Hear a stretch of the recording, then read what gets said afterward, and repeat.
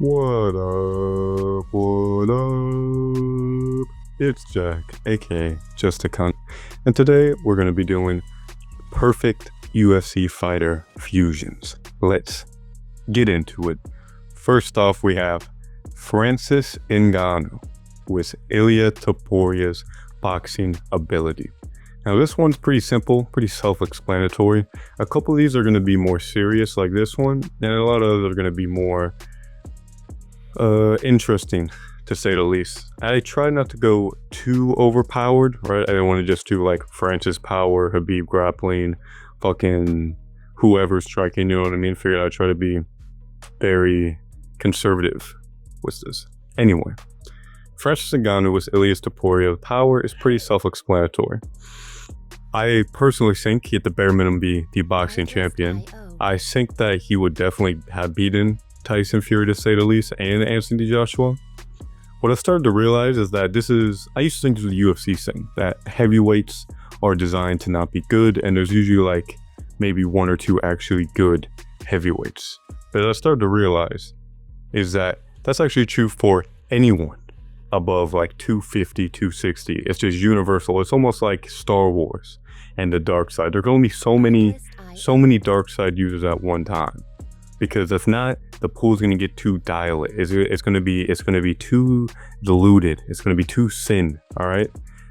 So that's just to say that I honestly think there's like 3 good heavyweights in all of combat sports, and that's John Jones, Tom Aspinall, and Usyk. You probably put like Rico Verhoeven too, but I'm not too familiar with kickboxing. But let's just say there's like 3 actually top level skilled heavyweights. All right, and looking at Francis, who after the Tyson Fury fight, I was fooled. I was like, okay, maybe Francis is actually quite good. Maybe he is just an elite level boxer this whole time. And MMA, you know, changes it up with the grappling, with the key. It's a different game. It's not the same thing. But as soon as you make it isolated, Francis with his power is able to use that and compete at the highest level. And then Anthony Joshua flatline KO'd him in like 2 fucking rounds. All right, was pretty relatively simple boxing in my opinion. Anyway, I do think he'd beat Cyril Gane. I think he lost to him, but I think if he did have Ilia Toporia's boxing skills, I think for sure he would KO Cyril Gane. The real only hot take here is I still think he can lose to John Jones. Now hear me out. I know what that sounds like. Me included are relatively confident that Francis Ngannou can beat John Jones, just period. But the biggest thing that I've realized is that after looking at that Cyril Gane fight against Jones where he just got choked out in like 2 minutes, who's to say Francis Ngannou has that great jiu-jitsu? How do we know his jiu-jitsu just isn't on par with other fighters? Anyway, Azamat, my glorious king, Mirzakhanov. All right.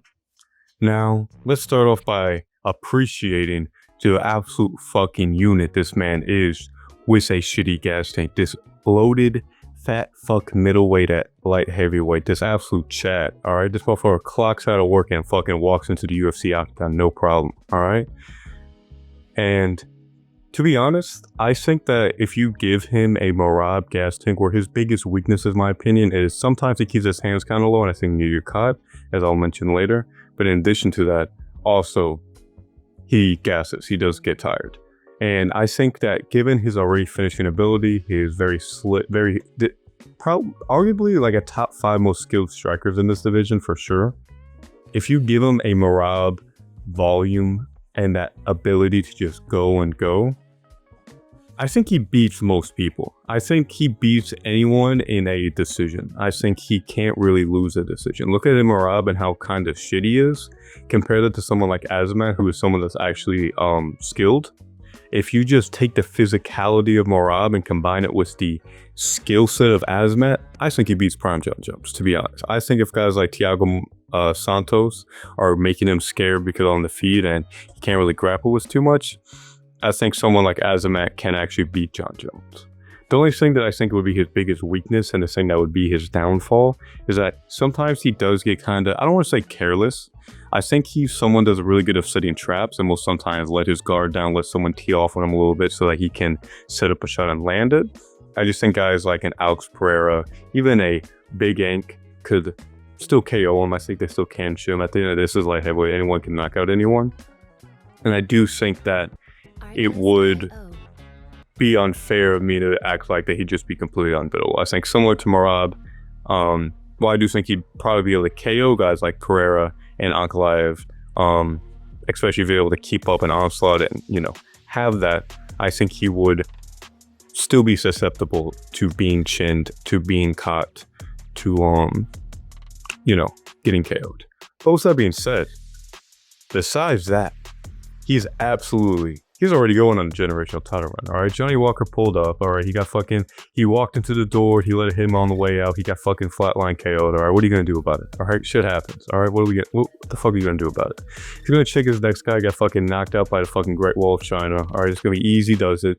I do think though that in general, without Merab's, I think he might face some problems in the future, especially from guys like Ankalaev and guys that can put on a pace and keep it going for a long time. But I think in general, until then, and if you gave him Merab's gas tank, needless to say, he is going to be better than Prime John Jones. He just might get chinned. Anyway, moving on. Dricus du Plessis was Islam Makhachev judo. Just the judo, nothing else. I purely think it'd be hilarious to see Dricus du Plessis with the base of Looney Tunes Toon Force, who is arguably the second greatest middleweight of all time if he beats Hamzat. No one wants other companies, but it's arguably the case. Imagine if he pushed Hamzat against the cage, kneed him twice, and then when Hamzat tried to knee him back, he just fucking judo throwed him onto the fucking ground. Would that be the most fucking mocking fucking thing you could do to Hamzat? That's the most Dricus du Plessis ever. There'd be no more pulling mount like it did against fucking Brad Tavares and fucking lat drop him on his fucking back. Alright? And hot take, besides Hamzat, I think if you gave him, especially if you gave him Islam's judo, he beats everyone in middleweight history. He ragdolled Silva even easier. I think he'd ragdoll him, period. At the end of the day, say what you want, but Chael Sonnen was absolutely mogging peak just around prime Anderson Silva. I don't see DDP having any other trouble with that. I don't think he would have to worry too much about being unless he's worried. He would have nothing else to worry about besides getting chinned or countered, which I think is possible. But at the end of the day, I think that people underestimate how difficult that actually is. Like, say what you want against how Izzy compares to Silva in terms of pure countering. I don't think it's good as a finisher, of course.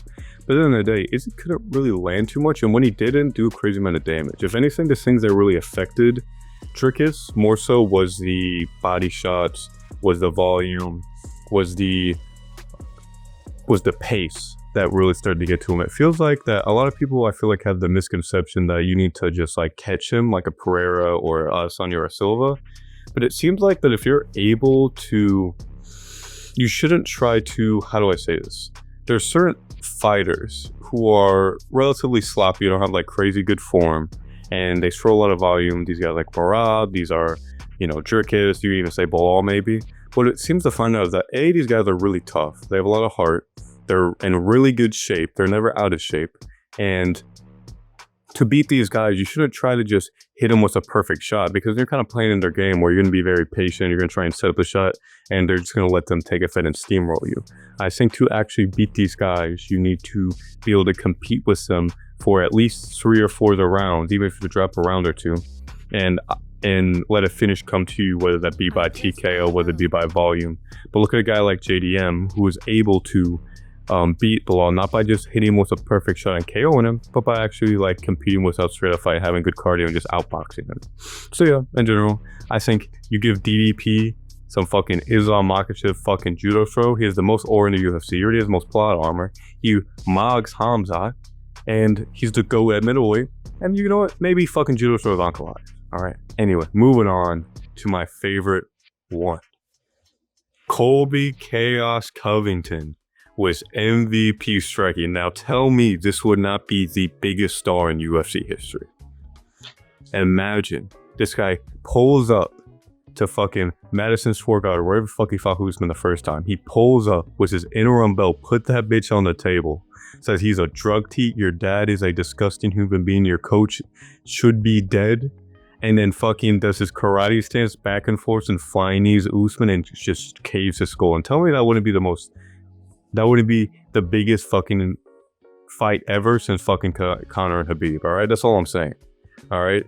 With his grappling, with his cardio, with his pretty solid fucking chin, he's the fucking GOAT. I don't know what to tell you. I was thinking about this. I was like, God, if Colby Covington just had any level of finishing ability, any level of like power or striking or physicality, he'd be the greatest of all time. He'd be like one of the biggest fan favorites of all time. Now give him MVP, who is arguably the most tricky fighter in the UFC, at least at welterweight. I don't know who would be able to beat him. I mean, the only way I could see maybe Sean Brady can maybe outgrapple him, period. But besides that, I feel like you can't, like, it'd be an unbeatable. He'd have to, like, move up and, like, maybe fight like a Hamzat or something. But even then, I don't even think Hamzat would be able to beat this kid. Alright? Maybe he'd get in trouble for blackface. I don't know if we'd make Colby white or MVP black. I'm not too sure. I think we want to keep the shit talking. I want this man to be speaking slurs. Don't. Alright, listen to me right here. The second Colby Covington has MVP strike and he starts saying slurs, what the fuck are you gonna do about it? What are you gonna do when this man bounces back and forth, hits you with the right hand, and then bounces back and forth, hits you with a dumping, spinning fucking elbow like prime John Jones? What the fuck are you gonna do about it? Alright? This man single-handedly would give Trump 3-4 terms. Alright? Now I'm not saying this would be, everyone would be a fan of this. Obviously you'd have a lot of people that hate him, which would literally be Floyd Mayweather in MAGA form. Alright? Nothing happen. GSP, I think he'd probably beat GSP. I think he'd probably chin GSP. If Carlos Condit could head kick GSP and almost finish him, I think if you give Colby Covington the ability to at least compete with GSP wrestling, and while I think GSP is a better wrestler than Colby, obviously, and they have like, you know, comparable gas tanks or whatever, I do think that if you give Colby the raw explosiveness, the creative finishing ability, the ability to stun lock his opponents almost, I do think that he can out tit for tat GSP. Arguably, this is GSP with fucking power. You can say that. You can say it's GSP, because GSP has that similar karate stance. He does kind of similar things to MVP, just not to the same level. So anyway, let's just say that. Don't give my boy Chaos a fucking... Don't do this. It ruin everything. Anyway. Dustin the Diamond Poirier was Edson Barbosa's kicks. Start off with this. He's at least won it. He's winning the lightweight championship at least one of the 3 times. Now, this is where the real hot take's gonna happen. I think if he did, out of Oliveira, Khabib, and Islam, I think arguably he could beat Islam because, now, don't get me wrong, Poirier could have just gotten better with grappling after training with Gamma for a while, and that's why he competed so much better against Islam, but for some reason, it felt like grappling-wise, he did the best against Islam, but he did the worst on the feet, if that makes sense. Like, obviously, he dropped Oliveira, he hurt Khabib. Khabib wasn't really beating him on the feet, but there was time where Islam was outboxing him. But I think a big problem Poirier has is that he's so stiff in his hips. Like, I've never wanted to throw it more than when I've seen him throw like a body kick. Like when he's fighting Eddie Alvarez and he's throwing body kick, it looks like it hurts him way more than it hurts Eddie. Imagine you give him the spinning back kick to the body. You give him the ability to hit it all those. Because it felt like against Islam, the biggest thing was that on the feet, he couldn't take advantage of the boxing because he couldn't close that gap. Because him coming into Islam makes it easier for him to get taken down. When Islam already has great boxing, period, you can't just knock him out. He's not like a sitting duck. Like how Oliveira can be at times, or, you know, like a James Vick or fucking whatever. You can't just walk over and knock him out. I think if you give him a body kick, if you give him a head kick, if you can mix it up, he KOs Hooker and Justin, but that goes without saying. He absolutely mogs him. But I think he actually would beat Islam, at least on the night he fought. Maybe it was a bad performance against Islam, an exceptional one by Poirier, but I think he would have beat Islam, and that could be a hot take. Now, I still think he'd fucking lose to Habib. I think Habib would catch his fucking kick and take it on. We already saw when Barbosa fought him that he could just kind of walk through it. No, don't get me wrong. Poirier would be way more threatening on the feet, and Habib would kind of have to avoid the feet at all costs because he'd probably be the best finisher ever to have the finishing ability on the feet and also the kicks. But I do think that Habib would probably still be able to take him down and choke him out. At least if you gave that version of Poirier. Maybe if you gave the Poirier that fought Islam the kicks, he would be able to shrug it off more. But that goes into a conversation about, was Poirier just better against Islam, or is he just a much more dominant grappler than Islam, which it's hard to say. It really is difficult to say because Poirier is the only common opponent between the two. Anyway, moving on. Give Movsar Evloev Nate Diaz's personality, and all of a sudden we have the biggest superstar, and we have the biggest superstar at featherweight. Hear me out. Is Nate Diaz not the worst fighting superstar, arguably in like UFC history, besides like Royce Gracie or whatever the fuck? Like, I've never seen one see so shit, not have great finishing ability, have no athleticism, not be like super jacked or anything. People think he's cool, he doesn't give a fuck, he has good cardio, and he doesn't get chipped. If you give Movsar Evloev, someone who fans generally dislike, people kind of turn around now mainly because of the title shot, because they're not giving him the respect that he deserves. But I think if you gave Evloev Nate Diaz's personality, shave his head, give him a goatee, and give him a fucking lisp, all of a sudden this motherfucker's getting infinite title shots. He would have fought for the belt by now, alright? He would have beat fucking Hakeem Dawodu and it would have been right in line for a title shot. I do think though that he would still, like, the losses and stuff, like I still think he'd like still lose to Allen, obviously. But I do think the narrative around Evloev being Ilya's kryptonite, which is relatively common, I think that would still be very apparent. Like, that'd still be a big narrative going around. It'd just be exaggerated more. Because right now it's like a joke here and there where people kind of meme on it a little bit. But if you give him the Nate Diaz fan base, everyone's going to call it like the Ilya Conor. Evloev being the Nate Diaz to Ilya's Conor. Even Evloev moving up divisions to fight Ilya. I can see this shit happening. And hot take, I think he can beat Volk. I actually think people will kind of, which I get. There's certain fights that on paper you can view as Evloev's not as good as a grappler as Islam in terms of dominance. I don't think he's a dominant, and obviously Volk was able to neutralize the grappling in many ways. Obviously still Islam dominated the first round in terms of taking it back and sitting there, but I wouldn't say it was so much that a guy like Evloev's gonna like ragdoll him. But in addition to that, it's also like, well, Islam has better, like, Islam just a better Evloev. So if Volk on a good healthy camp in a division up gets to a very competitive close decision, and then you can say what you want rematch. I guess you say what you wanted about the rematch, but I do feel like there was a lot of things that went into that people don't want to talk about in terms of beating Abu Dhabi, 2 weeks camp. It's like, who the fuck? I don't know what I'm saying. Does Poirier not knock him out? Does Oliveira not head kick him? Does, like, I don't know who doesn't beat him that night.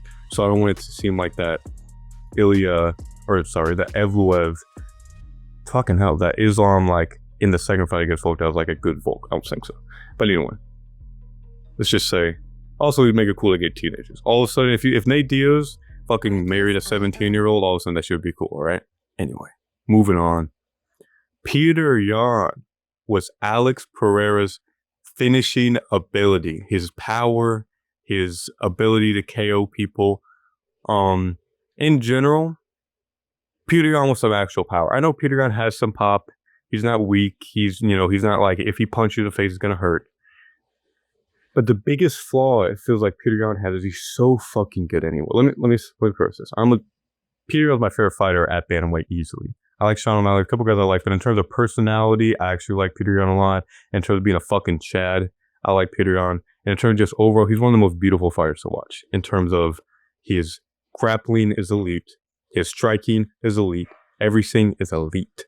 And if the biggest thing that feels like it was against him is he can't finish people, especially early. He can kind of be somewhat a Shogun where you can kind of pick at you and slowly get a finish, but he's not someone that can just get a finish. I don't know. He's not going to one-shot really people. He did Uriah Faber and the one fucking Asian dude in his UFC debut, but he can't do it against top-level opponents.